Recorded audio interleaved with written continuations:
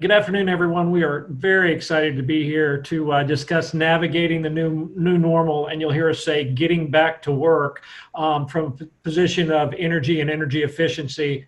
Here at Evolution Energy Partners, we've been working for a number of months supporting our customers around the COVID topic and helping them navigate through the new normal. So we're hoping that we can share some information with you today, and we're very excited to be here. First, my name is Tipton. I work in the area of sales and marketing, though I am an engineer, and my colleague Rob, who will introduce himself here in a minute, appreciates that because we're able to actually talk about stuff, and he thinks I understand it, but I just fake it. Anyways, I lead the go-to-market. I've worked in the area of sustainability and energy efficiency for a number of years, try to keep things fun, and we try to work real hard to support our customers across the nation here at Evolution Energy Partners. Our marketing manager demands that we have a fun fact about ourselves. So my fun fact is that I've raced sailboats now for 47 years. So you can figure out my age if I started when I was little. So anyways, turn it over to Rob. Rob, tell us about yourself. Sure. I'm Rob Holdsworth, Vice President of Engineering for Evolution Energy Partners. 25 plus years of energy engineering experience, working in all different industries, all different verticals. And a fun fact, what's mine on here? So if there's any Penn Staters out there listening to this, probably not be too happy, but I played a little D1 baseball at Michigan State. And what I love on Rob's introduction slide is, and you'll hear this during the presentation today, the efficiency plus engineering plus financials equals success. And we're hoping that you get that from what we talk about today. So Rob, you ready? We ready to rock this? Let's talk about some stuff. All right, let's roll. All right. So as I said in the onset, when we entered into, I'm going to say back in the March timeframe, when everything started winding down, and we were all wondering what was next around the corner. At Evolution Energy Partners, we got really smart, really quick to say, wait a minute, our customers are trying to figure this out just like we are, and so we moved our focus onto education. We first went into how to shut a building down, how to bring a building down without and saving on energy. How do you preserve what you have? How do you make sure that when you want to open something up in 3 months, 6 months, unknown, that we want to make sure you're able to do that? And so Rob, myself, and others on the team built go-to-market that would allow our customers to use the data that we provided to them to be able to shut down and be able to move away. Now that we're moving back, and we move back, I measure moving back by the traffic out my window. I look at the intersection every day when I come in here. I've been coming back into the office since about a May time frame. And in May, it was desolate. I'd see 1 or 2 cars go past a month. And a day. And as the months progress, now today, it's amazing how many people are back to work. And so in today's webinar, we're gonna look at what's out there as opportunities in order to get back to work. How can you save money? How can your company look at the organizations and decrease cost as you're coming back to work, because a lot of capital was lost, and we're trying to figure out ways to help our customers be able to preserve some of that capital, decrease operating costs based on the market and some things that are out there. As well, Rob is going to go into the details around indoor air quality and what can be done in order to create a safe working environment. And we'll try to have some fun with it as we push through the material today. Rob, anything to add on what we're going to cover? No, I think that was perfect. Let's keep going. All right. So why do you want to listen to us? A little bit about Evolution Energy Partners. We are a full service energy management, engineering, and energy consultancy. I'm going to read you all the details on the slide, but at the end of the day, we try to decrease costs through energy management solutions. If we decrease the operating costs for our customers, generally those costs go straight out of their budget. They either fall to the bottom line or they get pushed to other areas to allow them to do more with that money. And in addition to that, as we take energy consumption out of our customers' portfolio, we increase their sustainable footprint. And we're always very excited about that as we have successful projects with our customers. So a little bit of history on us. We'll move through this really quick. We were founded in 2010 as a part of a Fortune 500 company. In 2015, we were divested. In 2016, the company merged with actually Rob's group in order to support the engineering to make it a twofold go-to-market. And then we added a strategic relationship with the energy data management firm called Gobi, measurement and verification for efficiency and many other aspects that Gobi offers, as well as bill pay. And we brought those online to really fill out our portfolio. Since that time, our company's seen a lot of successes on the engineering side, on our energy management side, as well as on the data management side. But you can see some of the things. We've been named to Inc. 5000, Soaring 76 twice now, and been voted second best place to work for a company our size in the Philadelphia area. So all of us here at the company are very excited to be here, and we really look forward to working with each other as well as our customers. We have about 500 customers across the United States, which relates to about 500 to 600 energy accounts. 5,000 to 6,000 energy accounts that we manage across our portfolio. So with that, let's jump into the current energy market. And as we moved into COVID and reduction in usage went down and there was a glut in the market, energy prices decreased. They decreased a large amount. We saw 20-year lows in the month of July in electric and natural gas. Those low prices were a result of two factors. The first was we were already seeing a decrease due to the extremely warm winter we had from in 19 moving to 20. And then when we moved into COVID and we had the decrease of usage across the industrial customers, real estate, hotels, you name it, everyone went home.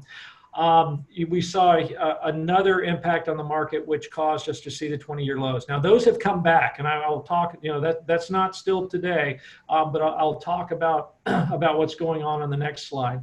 But one of the real things to consider as we look at this, and we educate our customers, no matter who they're getting their energy from for their procured energy, the energy that they're purchasing in the market to run their facilities, is that right now, even today, it is very valuable to look at long-term contracts. And even if a customer is contracted way out into the future, there's a great opportunity for savings. We look at this like the stock market, is that you have to look at the future of the stock, and you're really only looking at one stock, or actually two, three: natural gas, fuel oil, and electricity. But we look at this like the stock market, and we really play the predictions on this and try to advise our customers in order to do this. So the takeaway from this on the current energy market, as we move to the next slide, is that we did see 20-year lows. Those lows are still out there, and there's still good deals to be had. The chart on the left-hand side that you're seeing is in red. That goes, that's through 2020, that's through August timeframe, and shows natural gas. The reason I'm showing natural gas is because it is the indicator for electricity, is the indicator for fuel oil. It is the indicator across. Natural gas is measured at large hubs, distribution hubs throughout the United States, and that market is set at that hub. And so that is generally what the energy futures are set on. You can see the decline from 19 to 20. And then I've got a blow up there through August 13th. It's getting a little bit stale, but I'm showing you July where the 20-year low was. And then as we move to August 13th in the green slide, you'll see the rise in price and how it came back. And then on the far right, the blue line going to gold, I guess that is, if my eyes are serving me directly, you'll see where we are in the predictions.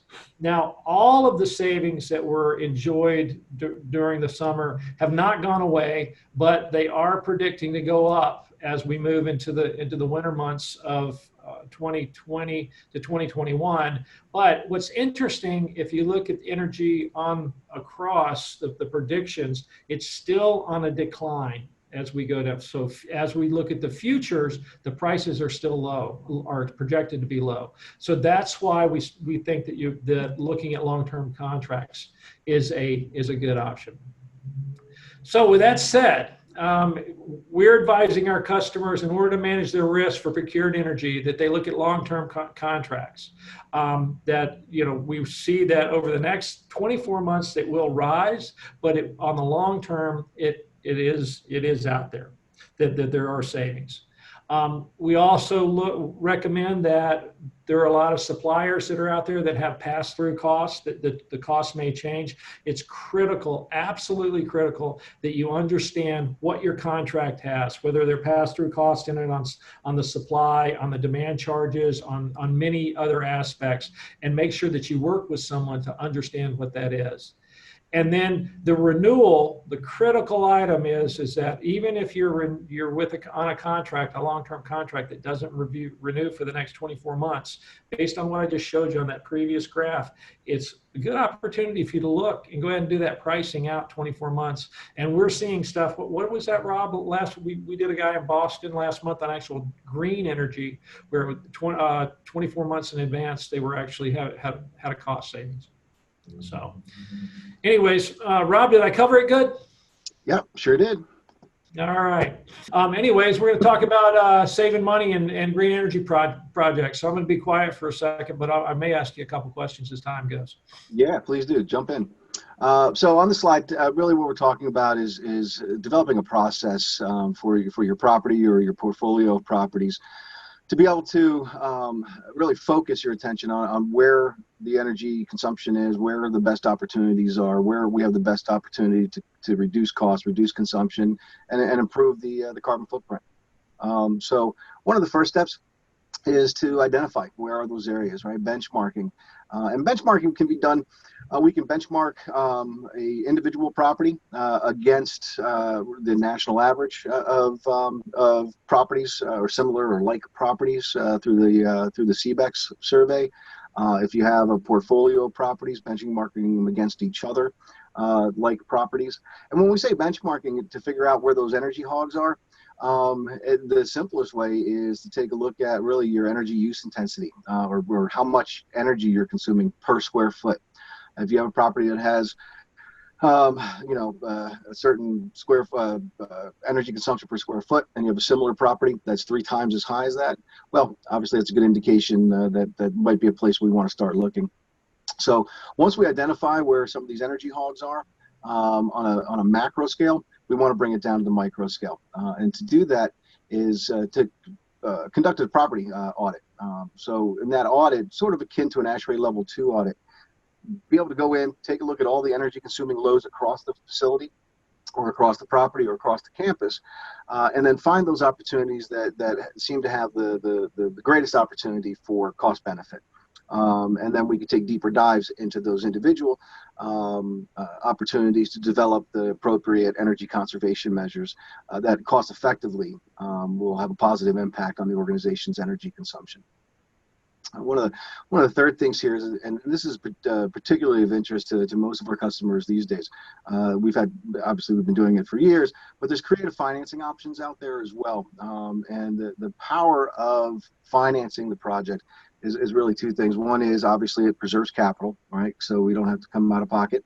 And the second thing is, if done correctly, the debt service, how much you're paying back each month or each year during that financing term, that debt service should be lower than your monthly and annual savings. So it's not just no money out of pocket, but it's also positive cash flow. It's profit dropping right to the bottom line. Hey, Rob, question for you here. Customers that are, been shut down, things of that sort. Are we seeing those customers that are able to get financing? Is money out there and available? Yeah, it definitely is. That's actually a really good question. So, those that have been shut down, those that have been behind on some payments and things, whether lease payments, whatever it might be, definitely financing is available from a number of different sources, whether that be on bill financing through the utility or through third-party supplier of the energy. Could be equipment leasing, could be C-PACE financing, just some of the examples. But yeah, there's money out there, it's flowing, and these lenders they're in business to lend. So they're looking for these opportunities as well. I think I got you to talk about stuff on the next slide there, so I went ahead and advanced it for you. Yeah, great. So what do we got here? I think that first sentence says most of it, right? So during uncertain economic climates, some companies choose to halt projects to preserve critical capital. The unfortunate thing is that if we're not making improvements, especially when it comes to the energy cost center on the P&L, which is really one of the easiest cost centers to positively impact, if we're not making changes there, then it continues to go out the door every single month when those energy bills show up, right? Whether it's your electric or your natural gas or your oil bills. So really, in my estimation, the best path forward is to, in order to improve your P&L, is to decrease your operating expenses, improve that net profit. But again, we can do it without using capital. We can do off-balance sheet funding, equipment lease financing, again, on-bill financing, C-PACE financing. C-PACE financing is interesting. C-PACE financing is actually one that a lot of folks don't know about. It is an assessment that goes onto the property tax of the property, and it's paid through your property tax bill. Nonprofits can do it as well. It's just assigned to the property tax parcel or the property parcel number. And again, the benefits here are long-term lending, 20, 25-year terms, low interest rates. We're talking low fives right now on C-PACE financing. And it's also another off-balance sheet option for funding as well. Excellent. So Rob, talk to me here. I just talked about energy costs being super low and people being able to contract and way in the future. Are projects actually penciling out? I mean, when energy prices are high, obviously efficiency projects pencil out. But what about when they're low? Is it happening? Yeah, absolutely. No difference really. If, as an example, we do, as you know, Daly, we do work nationally. So there are parts of the nation down south, out in the Midwest, where these folks are paying 4 cents, 5 cents a kilowatt hour. And energy efficiency projects still pencil and make sense in those low rates. And those are rates that we're never going to see here in the Northeast. But in addition to that, too, between the financing option to generate that positive cash flow and also the rebates, incentives that are available that we procure for our customers, and grant money, all of those things help to offset the cost of the project and again produce a strong ROI. Excellent. So we've got here an example of a project. Can you just kind of walk through what we're looking at here is for proof of concept? Oh, sure. Yeah. So, every facility is going to be different. I always say every building has its own personality, but going along with that personality is different energy consuming loads, right? Different systems, whether it be HVAC systems or lighting systems or otherwise. Again, the goal is, or should be, to take a look at everything that's going on, everything that's consuming energy, and then tailor it, whittle it down, find those options that have those fast paybacks, under 4 years, under 2 years. And as an example here, this is a large manufacturing facility. It needed an upgrade to LED lighting. Doing so, saved that company over $103,000 every year. Nice payback on it at 2.6. And then also a mechanical upgrade. Their dust collection systems. A lot of horsepower, running 24 hours a day, 7 days a week. They needed really two things. One is obviously to find the energy conservation opportunity in that system, but also two is to make improvements on it and make some corrections on it to better collect that and filter the air and stuff. So annual savings there about $94,000. That one paid back in just 3.5. And then a large photovoltaic rooftop solar. Which we were able to do under a power purchase agreement, which is another interesting funding option. So with a power purchase agreement, what you're doing in that case is you're allowing the PPA provider to own the asset, to own the solar, and then they sell you as the customer, as the property owner, as the landlord, they sell you that the electricity that's being generated at a lower cost than what you could buy it from the utility. Excellent. That sounds like a great project. Now, this is one. How often do we see good projects? All the time. So again, if you think about it, Daily, the goal is to find those ECMs, those energy conservation measures with the best cost benefit. So, if you think about it, we might come in and we take a look at the loads, we engineer some solutions, and then we come out the other end and we say, okay, well, this one has a 13-year payback. Let's toss that one out. This one has a 7-year payback. We're going to get rid of that one. And again, the idea is to get down to that sweet spot. And that sweet spot, once again, can either be payback and ROI when using capital, or it's going to be positive cash flow when you're financing. It also depends on the customer themselves, because we also work with customers that have, that are continuously selling properties. They're rolling them. They have a 3 to 5 year horizon, or we have customers that buy and hold. And so when our customers that are buy and hold, their tolerance for a 10-year payback may be completely different from somebody that's going to sell a property within a 5-year horizon. So the key is to tailor what's provided to that customer with something that can be metabolized and supported by their business, because it all comes down to dollars and cents, as we all know.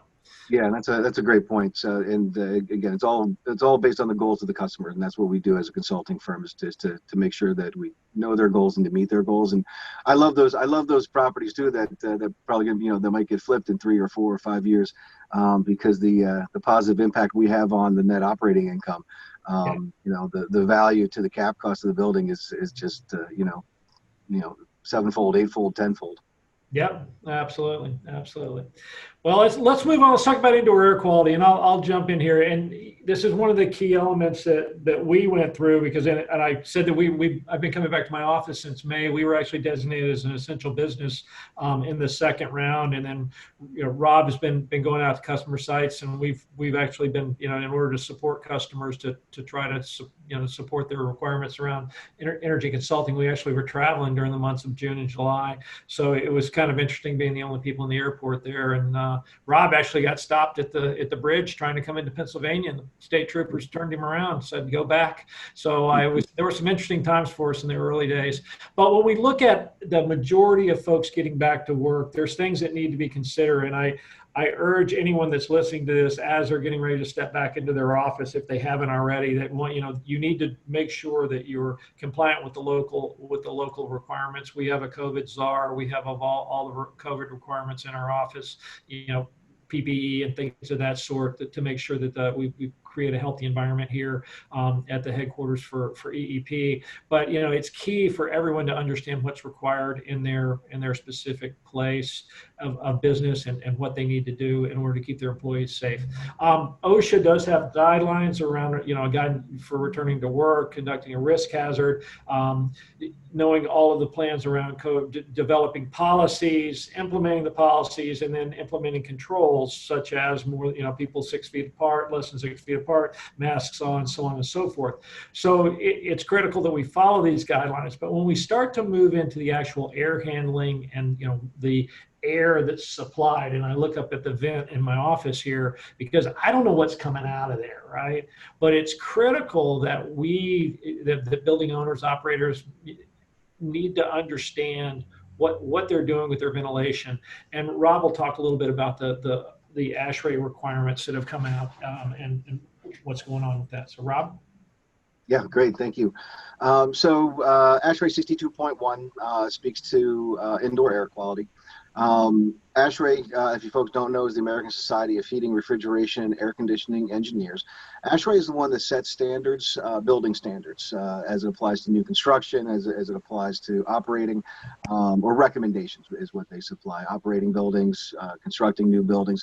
And then the requirements are then adopted by the state, by the cities, by the townships, and those are what go into the building codes. So ASHRAE 62.1 speaks directly about indoor air quality. Early on into the pandemic, ASHRAE came out with 3 primary recommendations around indoor air quality as it applies to pathogens, specifically COVID. One is the quick one is relative humidity. So that humidity within inside your building should be maintained at 40 to 60% humidity. So that's an easy one. So from there, there's two other ones. One has to do with dilution, and the other one has to do with filtration. So dilution is the practice of bringing in outside air. So typically in our commercial businesses, we have a certain amount of outside air that's being brought in, and then we mix that with return air from the space. So conditioned air in the space that we've already breathed in, we've already exhaled. It's being recycled back up to the air handlers where it gets mixed with outside air. And the reason for that is you already have tempered air in the building, and mixing in, you want fresh air to come in, and mixing those provides you enough air without having too much outside air that you're going to have to temper. You're going to have to cool it or heat it depending upon the season. Right now, the recommendations are try to limit that return air. What you want is to maximize the outside air as much as possible. So, open those outdoor air dampers 100%, obviously, outdoor conditions, permitting. You're enabling your outside air economizers, you're opening your dampers as much as possible, doing things like that, again, to get as much outside air, clean air, fresh air into the building. The other thing, as it applies to dilution, is ASHRAE recommends a couple hours before building opening and a couple hours after building closing, meaning a couple hours before the building's occupied each day and a couple hours after the building's occupied each evening. And that is to flood the building, do an air flush. Air flush is you're opening all those dampers, all those outside air, 100%, turning on all the exhaust fans, you're pulling all of the inside air out of the building while you're replacing it with nice, fresh, clean air from outside. Let me ask you about this. So we've got a design system, an HVAC system that's designed to work on, let's pick a number, 30% outside air or less. And now the recommendations are coming in to open those dampers and do 100% outside air. How does that affect the load on the fans, the filters, the operations of the HV? Is it able to keep up? And it kind of, to me, it's like me going home and opening all my windows and running my air conditioner wide open. It's right. So, which is a good point. So a couple things about that. One is, again, you bring that outside air in, again, outdoor conditions permitting. You still need to maintain, obviously, temperature set points and humidity and such like that, and those type of things in order to maintain occupant comfort. But again, the goal is to maximize as much as you possibly can. And so as long as you're striking that balance, right, where you're meeting set points, you'll be fine with occupant comfort, while at the same time you're maximizing all that outside air, fresh air to come in. Now it is going to cost you more in energy. This is not an energy conservation measure whatsoever. You're going to be running those fans. You're going to be running the whole system a lot more frequently. But again, it's sort of that balance between expense reduction as it applies to occupant comfort and safety. And there is no expense for occupant safety. So we do what we have to do. So you're going to talk about filtration. Tell us real quick about MERV filters and how that works, and then we'll move into the other technologies. Sure. So MERV, as it applies to filters, stands for minimum energy or minimum efficiency rating, and for ventilation, MERV. And the MERV filters are rated numerically to determine how good they are at removing particles from 0.03 up through 1 micron. So to give you an idea, the SARS-CoV-2 virus is 0.125 microns. So you're going to want a filter that has some efficiency at removing those particles from the air. So right now, most commercial properties use a MERV 8 filter. A MERV 8 filter will capture less than 20% of a 0.03 to a 0.1 micron particle. So ASHRAE recommends moving from a MERV 8 filter to a MERV 13 filter. A MERV 13 filter still isn't perfect, right? It's not a MERV 16 or higher. It's not a HEPA filter like you'd find in hospitals. But a MERV 13 has the ability to capture up to a little under 75% of 0.03 to 0.1 ppm. So it's a nice jump over a MERV 8. The reason that the MERV 13 is recommended, that's pretty much the filter size. That's basically the highest efficiency in a filter that's still going to fit in a filter rack that's designed for a MERV 8, which once again is most of the commercial buildings out there. So when we do put that in there, the load on the fans is going to needs to be monitored and considered, because it is like putting a damper in there that they're having to push through. So So it's going to be a little more fan energy. And you will be expecting a static pressure drop once you increase the MERV rating of the filter. All right, let's talk about the UV technology. What's the opportunity there? So ultraviolet light is very, very good at killing pathogens. Always has been, always will be. So there's three primary methods of utilizing what's called UVGI, ultraviolet germicidal irradiation, or UV lights to kill viruses. One is at the filter in the air handling unit. On the dry side of the filter, supply fan blows through the air across the UV lighting, and whatever the UV lighting can see, it can kill. So it's going to be deactivating viruses as they pass over the UV light through the filter. This can also be done. You can also do it in return vents, air ducts, things like that. So there's localized ability to use UV lights within the HVAC distribution system itself.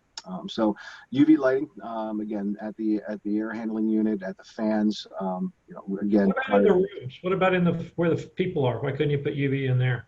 Yeah, so what you want to try to do is in a lot of cases, again, cost notwithstanding, is to bring the treatment as close to the occupants as you can, right? So with the UV lighting, again, at the terminal units and the ductwork and the supply and return and things is a good way to do it. The other one, which I think you're referring to, Daly, is in-room UV, typically upper room UV, meaning that in this case, we have either UV fixtures that are sort of like light fixtures, except they have supply and return fans that are pulling the air into it, or we have UV lights that are up towards the ceiling, lighting across it, and then the air exchanges in the room circulate that air.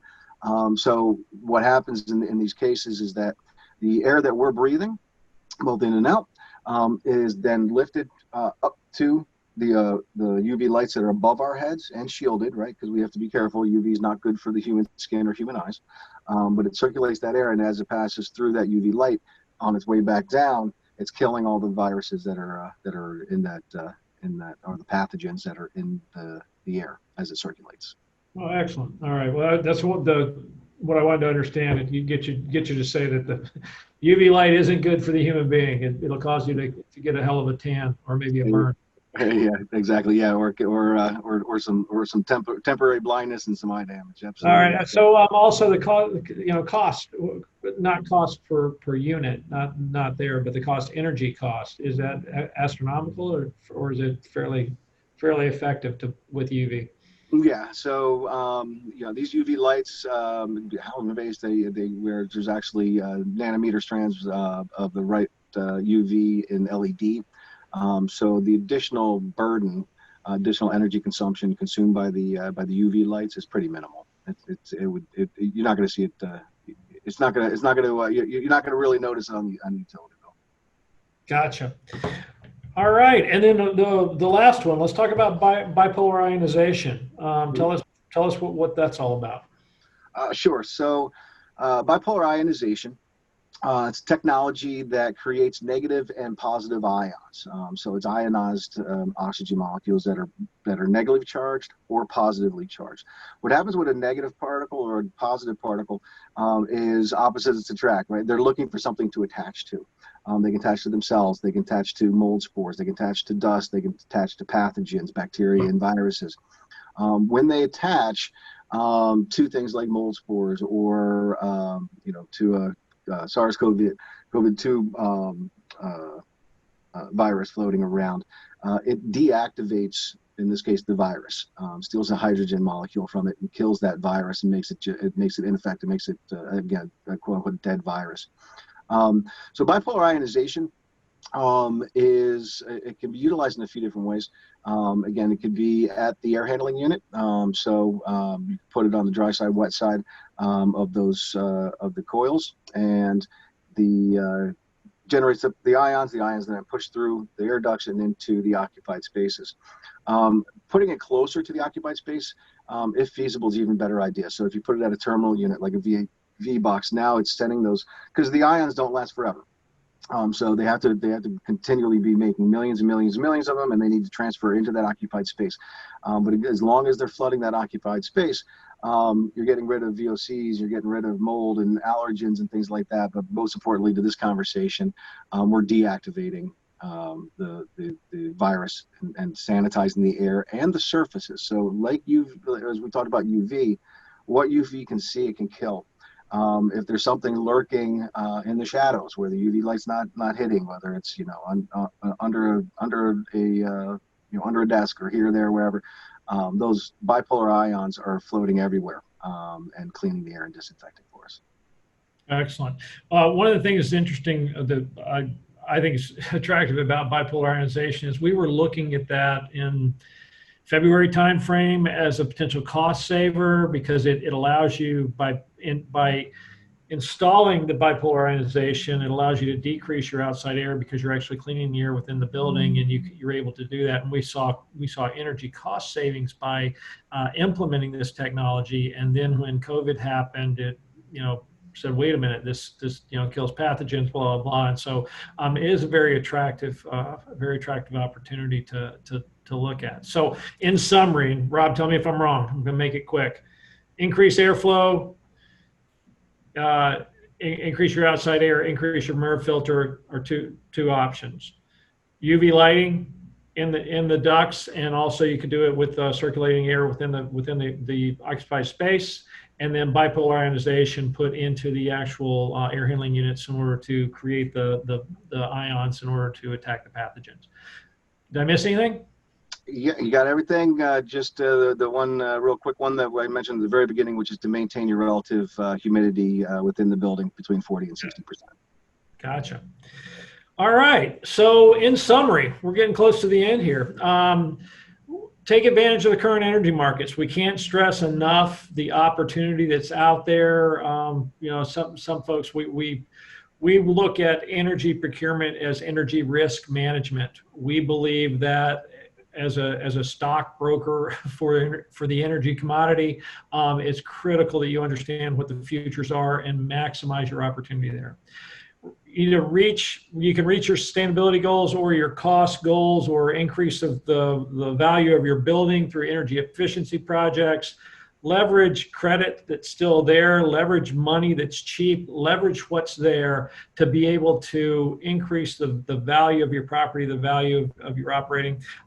We're seeing everything from parking lots, car dealerships, hotels, office, multifamily, industrial, you name it. Every one of our verticals there's advantages in the energy efficiency and capturing that ROI. And then finally, creating that safe work environment as we come back to work. It's absolutely critical to have an understanding of what's going on in your building and being able to talk to somebody to be able to do that. And we're happy to consult and happy to help folks navigate how they should best operate or have supplemental equipment for their HVAC systems in order to be able to get back to work. Rob, any closing remarks? No, I appreciate the opportunity to talk, though. It was great. Don't try to drive into Pennsylvania during COVID lockdown. That's No. That won't happen again, right? If you are, you're gonna have to come from a different angle than New Jersey. That's for sure. Yeah, you should have swam across. All right. Hey, anyways, if anybody has any questions, you can contact me directly. You can contact our team through Evolution Energy Partner or evolutionep.com. You can connect with me at dtipton@evolutionep.com, or my direct line is on the screen.